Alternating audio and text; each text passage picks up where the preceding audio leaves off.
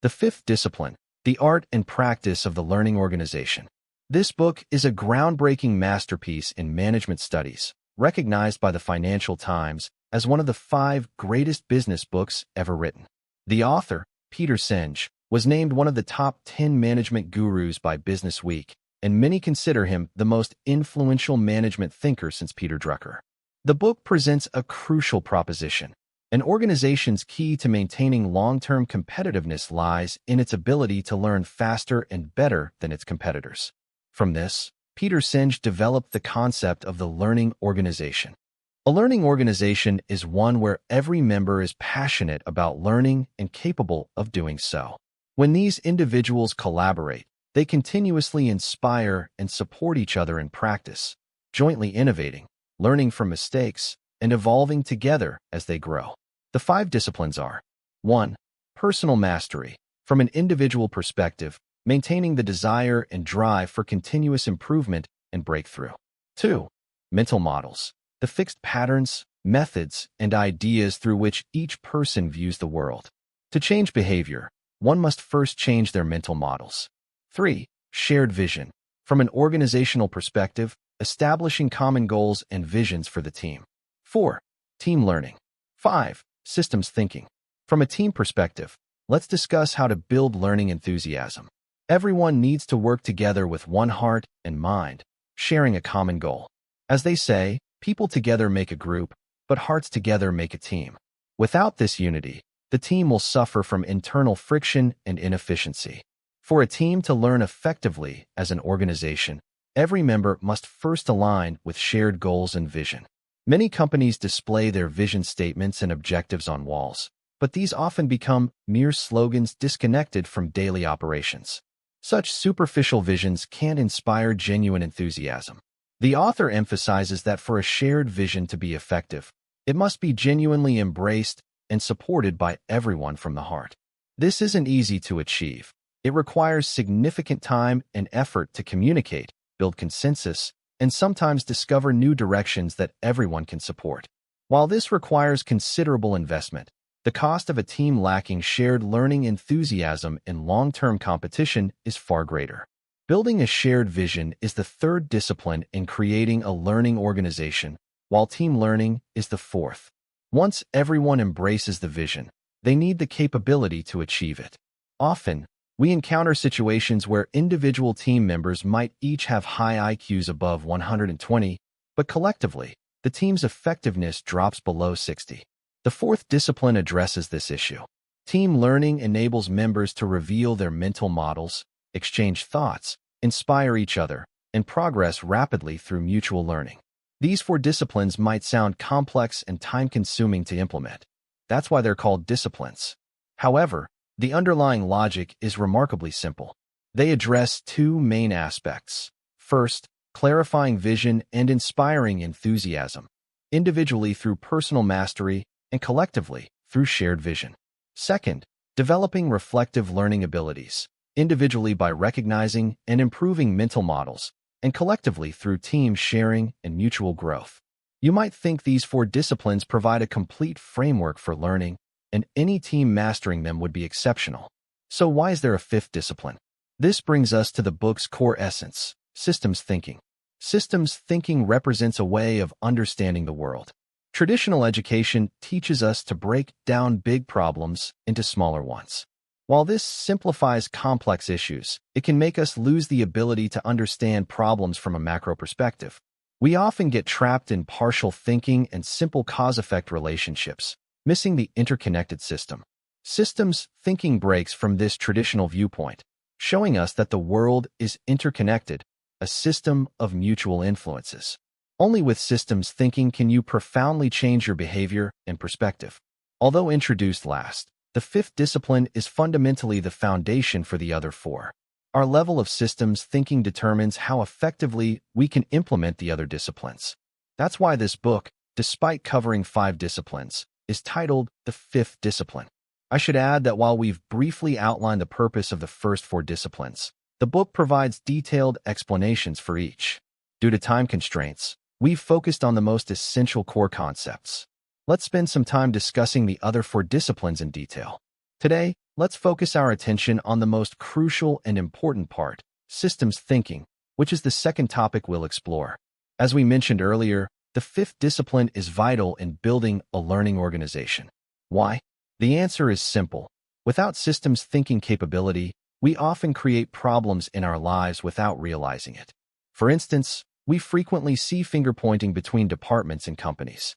The marketing department tells production, "We can't meet our sales targets because your products aren't good enough." Production blames design. "It's the design department's fault. What can we do with poor product designs?" Then design responds, "It's because marketing keeps giving unreasonable suggestions. Without their interference, we could definitely design benchmark products." See how everyone passes the buck, thinking they're not the problem. It's always someone else's fault. Another example is a certain type of employee we often encounter. You can't say they're not working hard. They're dutiful and complete all assigned tasks. But something feels off about their effort because they only do what's directly assigned, showing no initiative. Yet they feel justified, saying, "I do the work I'm paid for. What's wrong with that? I'm doing my job."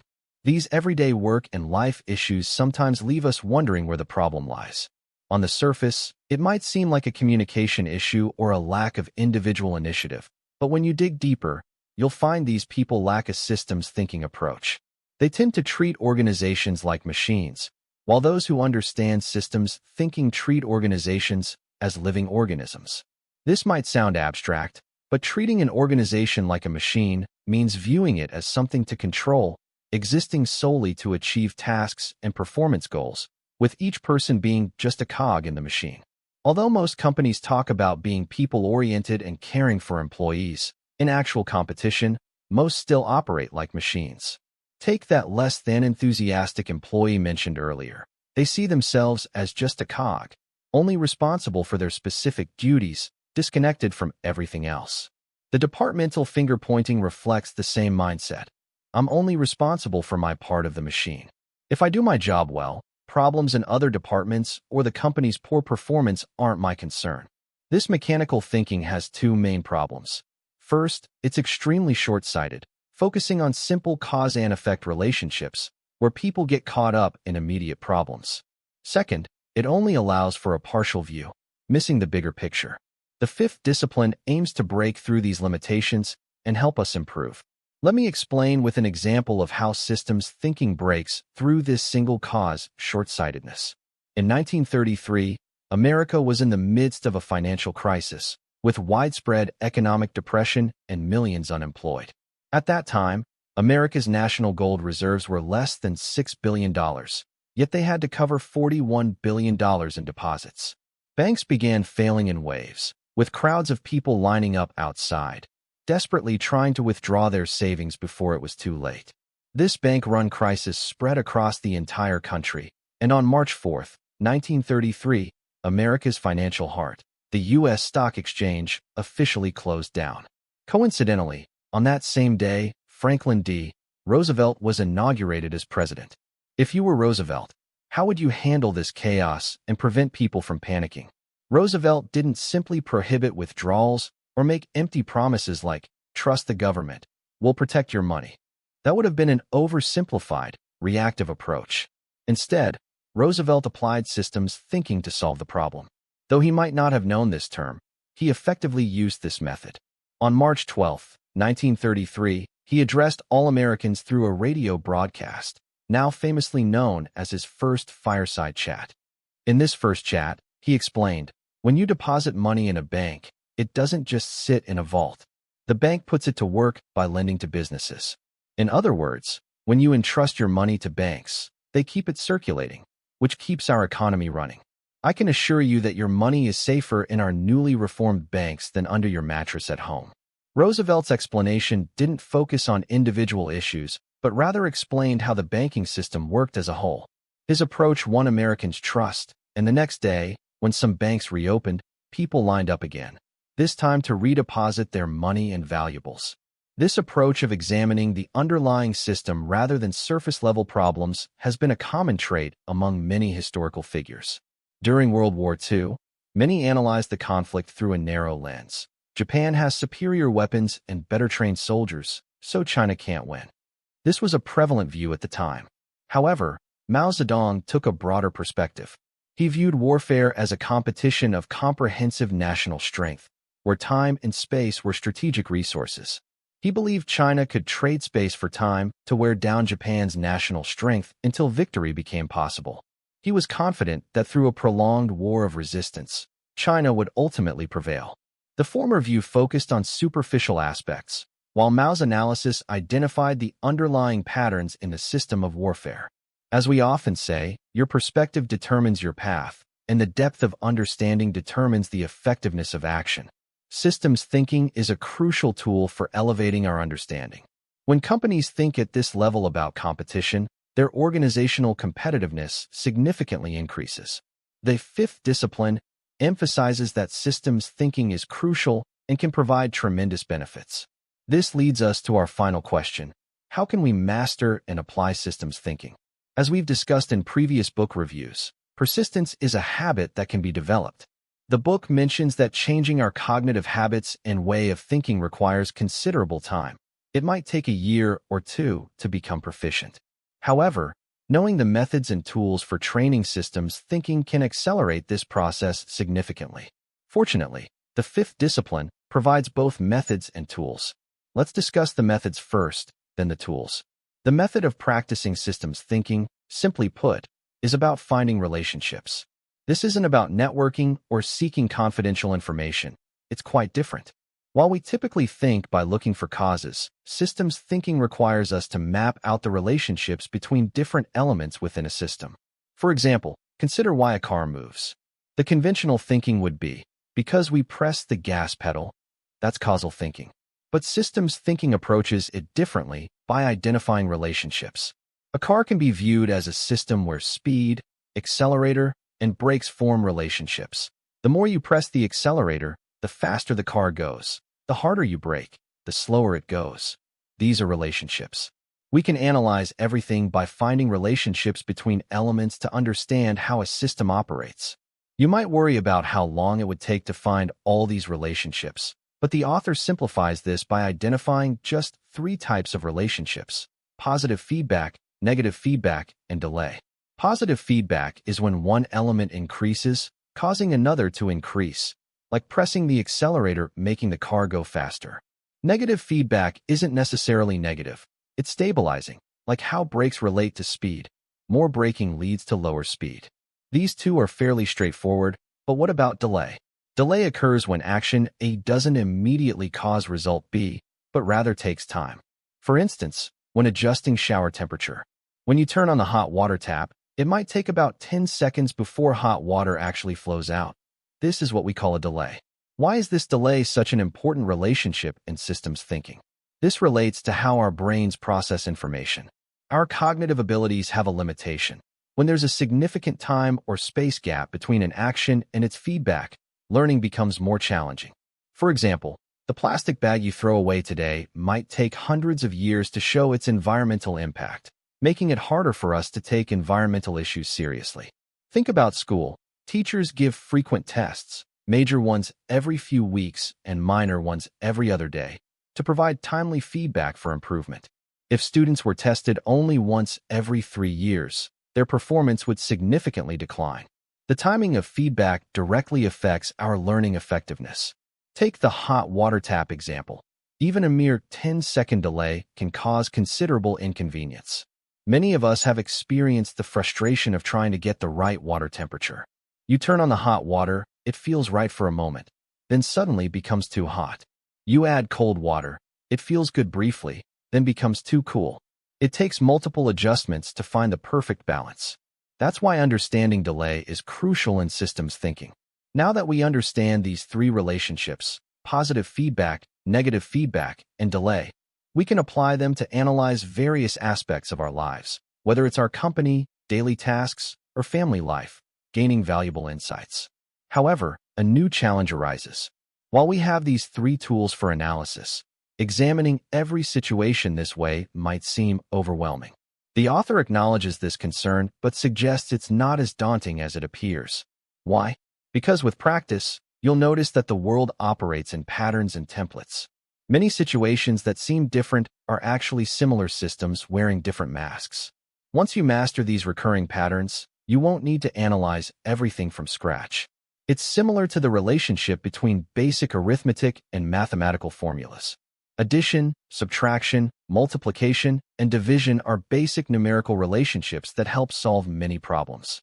But many mathematical problems share similar solution patterns, which become formulas. Once you know the formula, you don't need to work through the entire process again. You can simply apply it. Systems thinking works the same way. Positive feedback, negative feedback, and delay are like basic arithmetic operations, while system archetypes are like mathematical formulas.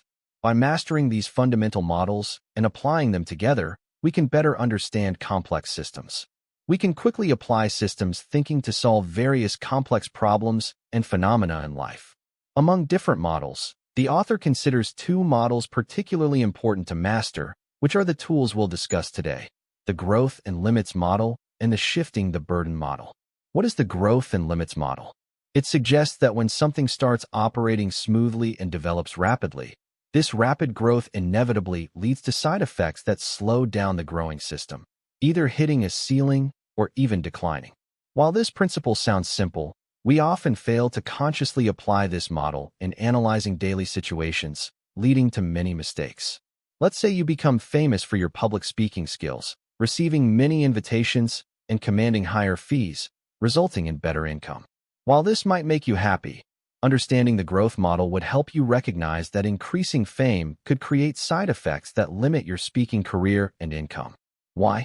Because with greater fame, you spend more time socializing and giving speeches, leaving less time for learning new material. Eventually, you're stuck presenting old content, becoming dissatisfied while your audience misses fresh insights, ultimately diminishing your reputation. Even relationships can be understood through this system's thinking pattern. Initially, couples are attracted to each other, getting to know one another, and growing closer. The growth and limits model kicks in as they learn more about each other, discovering previously unknown traits and flaws. They might think, "This isn't what I imagined," or "Why are they like this?" Eventually, the relationship might deteriorate compared to its early stages. Many similar life situations can be explained using this model. So what's the value of understanding the growth and limits model? It's not just about predicting relationship breakups. The key purpose of mastering systems thinking is to better address challenges. When we view problems through systems thinking, solutions go beyond addressing surface-level symptoms. For instance, when couples argue, typical solutions might involve one person yielding or both speaking less. However, from a systems thinking perspective, the key is changing the negative feedback loop. Here, negative feedback occurs when partners learn more about each other and face disappointment with expectations. To change this feedback loop, couples need to adjust their view of love, understanding that perfect people don't exist, and true love involves mutual understanding, acceptance, shared values, and working together toward common goals. If we don't address the core issue, all other efforts are futile. Simply avoiding conversations only postpones the inevitable conflict. Similarly, when you notice your audience shrinking and income declining, the solution isn't more marketing or price cuts. Instead, you need to break the negative feedback loop. The real issue might be that you're relying on past knowledge and achievements. The key is to enhance your cognitive abilities to promote healthy system development. With systems thinking, you approach problem solving from a different perspective. The second fundamental pattern is shifting the burden. In daily life, we often tackle problems as they arise. However, there's usually a deeper underlying cause that's more challenging to address, so we tend to fix the surface-level issues and ignore the root cause. That's burden shifting. For instance, if you're under immense work pressure, drowning your sorrows in alcohol might seem like a quick fix. The real solution would be improving your work capabilities, but since that's more complex, you opt for the easier solution, drinking to forget. Another example, when a newcomer struggles with a task, seasoned employees or project managers might step in and complete it themselves out of frustration. They're not addressing the new employee's need for skill development. They're just getting the job done. This exemplifies the burden-shifting pattern, similar to treating symptoms rather than the cause. From a systems thinking perspective, burden shifting comprises two negative feedback loops. One addresses symptoms, like drinking to relieve stress, while the other tackles the root cause, acknowledging personal shortcomings and working on self-improvement. People typically choose the easier path because it's more accessible and immediate. However, understanding systems thinking and the burden-shifting pattern helps us recognize that when problems arise, we must identify and address their true essence. As the saying goes, when life presents two paths, choose the more challenging one. From a problem-solving standpoint, it's better to address both symptoms and root causes rather than just applying quick fixes. Systems thinking encourages choosing the path that addresses the root cause. While you can treat both symptoms and causes, focusing solely on symptoms only provides temporary relief and may lead to bigger problems later. This is the burden-shifting model the author describes. Let's summarize. First, the 5 disciplines refer to 5 crucial aspects of enhancing our team's learning capability. From an individual perspective, it involves personal mastery and continuously adjusting our mental models. From a team perspective, it means building shared vision and team learning. However, these 4 disciplines, personal mastery, mental models, shared vision, and team learning, are all fundamentally based on systems thinking, the 5th discipline. Systems thinking isn't about simple cause and effect relationships in isolation. Instead, it's about considering the bigger picture and how different elements interact with each other. Its importance lies in helping us identify the root causes of problems more efficiently once we master this thinking approach. Finally, in developing systems thinking capability, we need to master 1 method and 2 tools. The method recognizes that all relationships between elements can be categorized into 3 types: positive feedback, mutual feedback, and delay. Understanding these 3 relationships enables us to analyze many problems effectively. Additionally, you can utilize existing models to analyze problems more quickly. The 2 most important models are the limits to growth model and the shifting the burden model. If you and your team consistently practice these 5 disciplines, your team's learning capability will significantly improve.